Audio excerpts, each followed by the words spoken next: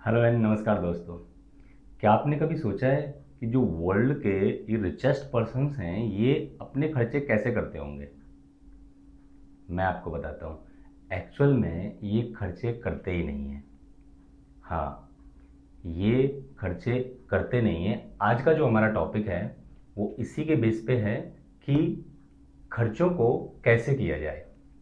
तो ये जो हम कॉन्सेप्ट आज डिस्कस करने वाले हैं ये बहुत ही इम्पोर्टेंट है प्रोफेशनल्स के लिए भी जो कॉर्पोरेट वर्ल्ड में जॉब कर रहे हैं, और पर्सनल लाइफ में भी कैसे अपने खर्चों को मेंटेन करके कैसे अपने खर्चों को बेहतर बना के हम अपने फाइनेंशियली कंडीशंस को बेहतर बना सकते हैं।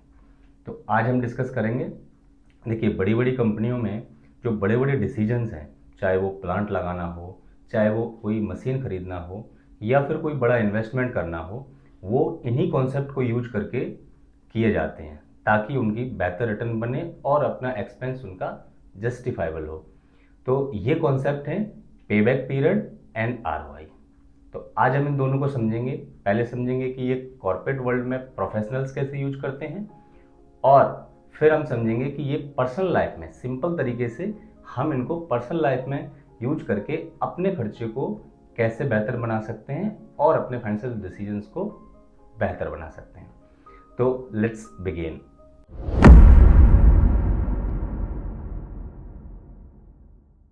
देखिए, पहले खर्चों को समझने से पहले हमें समझना पड़ेगा कि मनी का फ्लो कैसे होता है, वो हाउ मनी फ्लो। तो ये देखिए, मनी दो टाइप से फ्लो होता है।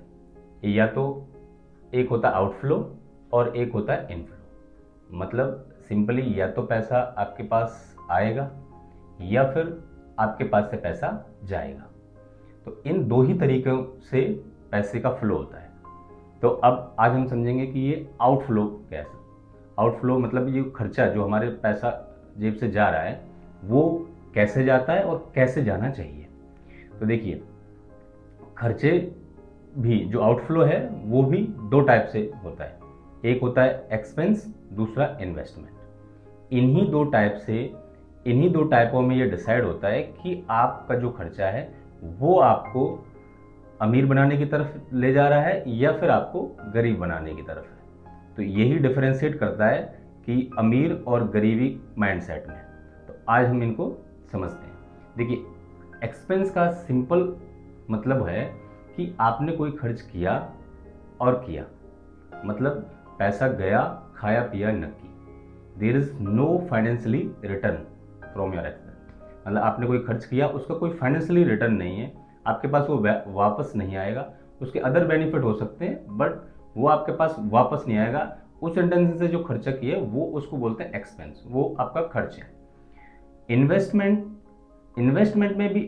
भी आपका एक तरह से खर्च ही है, मगर उसमें जो खर्च करने का इंटेंशन है वो है कि आपका पैसा गया मगर ये पैसा वापस आएगा। वो बढ़ के भी आ सकता है बट वो जितना गया है वो पैसा आपका वापस आना है। ये इंटेंशन से जो खर्च किया जाता है वो उसको बोलते हैं इन्वेस्टमेंट। तो जो बड़े बड़े बिजनेसमैन हैं या फिर जो अमीर माइंडसेट है वो अपने पैसे को खर्च करने से पहले उसका रिटर्न टिकट जरूर तैयार करवाते हैं, और इन्हीं को बोलते हैं पेबैक पीरियड और आरओआई। मतलब आपका कोई खर्च है वो इस तरह से खर्च करते हैं कि मनी का फ्लो उनके सर्कल से, उनके फॉर्मेट से, उनके फ्रेम से बाहर ना जाए। उन्होंने लगता हमको ये है कि वो खर्च किया है मगर वो एक्चुअल में खर्च होता नहीं है। वो पैसा उनका वापस आना है और वो इसी तरह से खर्च करते हैं। यही वो बनवाते हैं बड़े बड़े प्रोफाइल्स को यूज करके प्रोफेशनल्स से, जिनमें MBA CA CMA, वो कि ये पैसा हम ऐसे खर्च करें कि ये हमारे हमारे पास वापस आए। तो यही कॉन्सेप्ट है, तो यही माइंडसेट है, इन्हीं तरह से हमें ये करना है। तो आज हम ये समझेंगे दोनों कॉन्सेप्ट कि ये कैसे कॉर्पोरेट वर्ल्ड में यूज होता है, कैसे बड़े प्रोफेशनल्स क्या फंडा यूज करते हैं, क्या फॉर्मूला यूज करते हैं, और फिर सिंपल तरीके से इनको यूज करके हम अपनी पर्सनल लाइफ में इनको यूज करके अपने फाइनेंशियल डिसीजन को बेहतर बना सकते हैं। तो पहले समझते हैं कि कॉर्पोरेट वर्ल्ड में ये कैसे यूज होता है।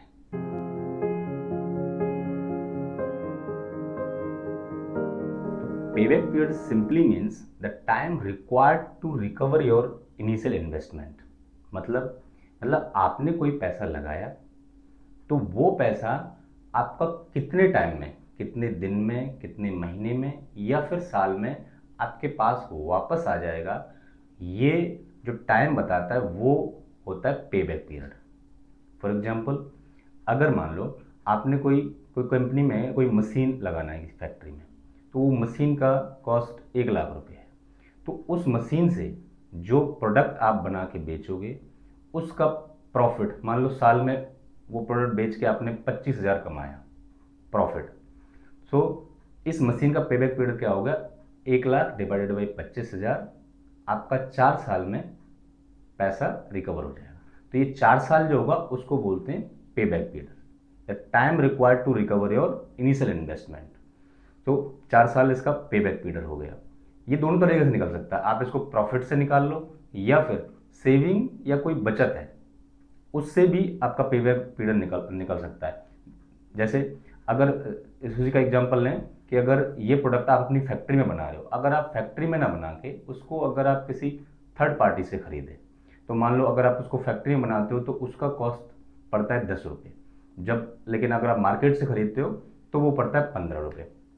तो ये मशीन लगा के जो आप 5 रुपये की सेविंग करोगे, जो 5 रुपये की आप बचत करोगे, उस बचत से मान लो वो साल में आपका 50,000 हो जाता है, तो उस बचत से ये कितना रिकवर हो रहा है, 1 लाख डिवाइड बाई 50,000, तो ये 2 साल में रिकवर हो जाएगा। तो उस केस में इसका पेबैक पीरियड रहेगा 2 ईयर्स।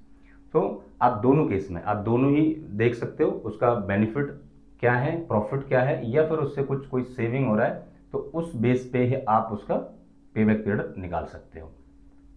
तो ये हो गया पेबैक पीरियड। अब दूसरा ROI. ROI measure the profit और benefit you earn to the money you invested. इसका सिंपल मतलब है, आरओआई भी सेम है, आरओआई बस उसको फॉर्मूले को उल्टा कर दो आप। जैसे आरओआई क्या बताता है कि आपने पेबैक पीरियड ने बताया कि आपने ये 4 साल या 2 साल में पूरा पैसा आपने वापस कर लिया, तो उसने एक पूरा फुल टाइम फ्रेम बताया कि ये इतने साल में रिकवर हो जाएगा। बट आरओआई आपसे कहता है कि पूरे साल नहीं, ये परसेंटेज, ईयर ऑन ईयर आपके पास कितना पैसा आ रहा है। दैट मीन्स अगर हम पहले एग्जाम्पल को लें कि आपको 25,000 रुपये साल का कमा के ये 4 साल में रिकवर हो रहा है, अगर उसकी आरओआई निकालनी होगी तो वो होगा 25,000 डिवाइड बाई 1 लाख। मतलब हम पेबैक पीरियड में कर रहे थे 1 लाख डिवाइड बाई 25,000, तो 4 साल निकल रहा था। यहाँ अगर हम प्रॉफिट को आरओआई में हम करेंगे 25,000 डिवाइड बाई 1 लाख, तो वो 25%।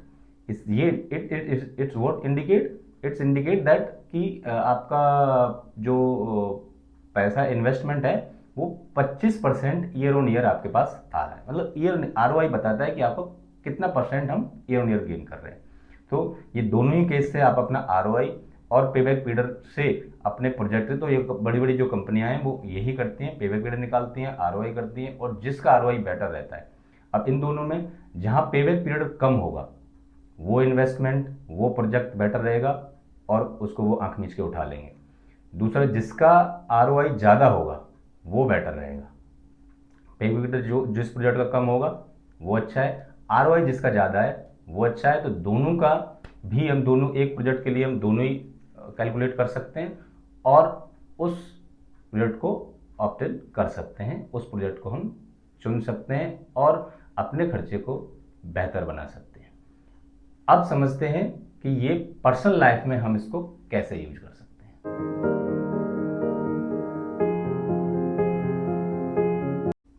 देखिए, एक नॉर्मल मिडिल क्लास फैमिली में बड़े क्या खर्चे होते हैं।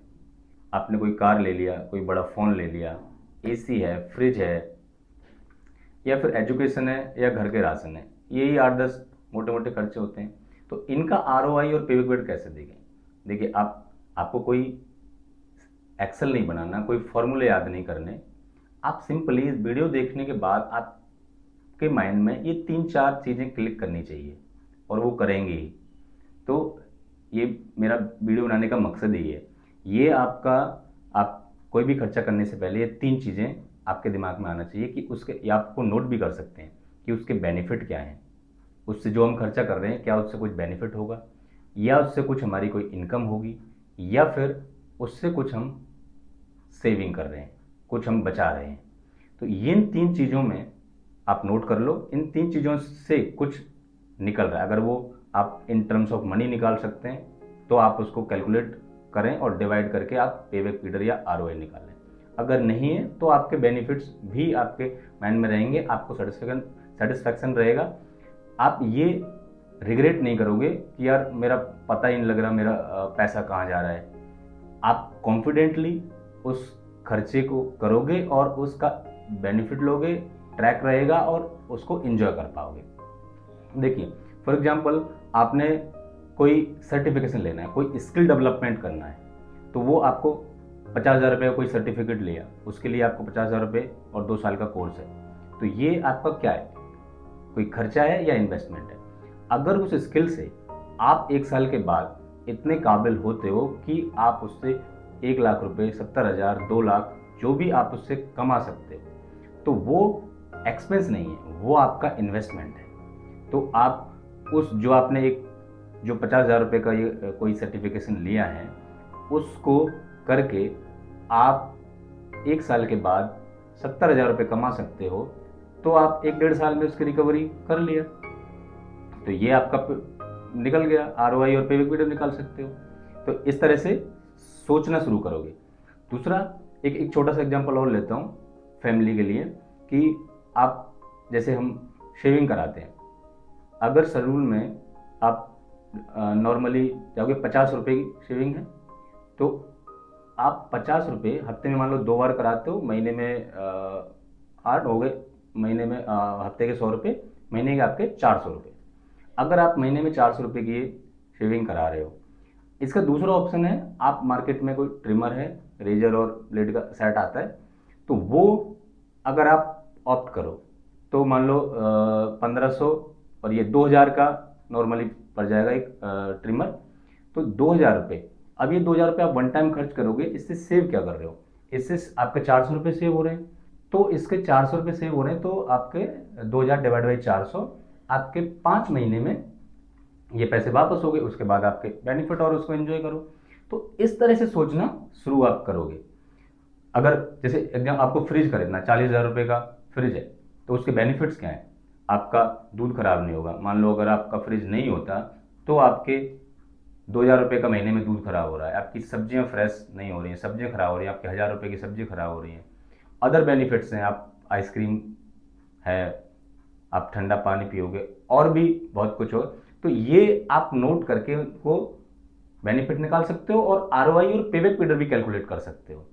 इससे आपका खर्चा करने का तरीका, खर्चा करने का नज़रिया ही बदल जाएगा और आप कभी भी ये रिग्रेट नहीं करोगे कि मेरा पैसा पता ही नहीं लग रहा कहाँ जा रहा है। आप जो भी खर्चा करोगे सोच समझ के करोगे और उसके बेनिफिट्स एंजॉय करोगे, उससे कुछ इनकम है वो एंजॉय करोगे और अपने पैसे को अच्छी तरह से एंजॉय कर पाओगे।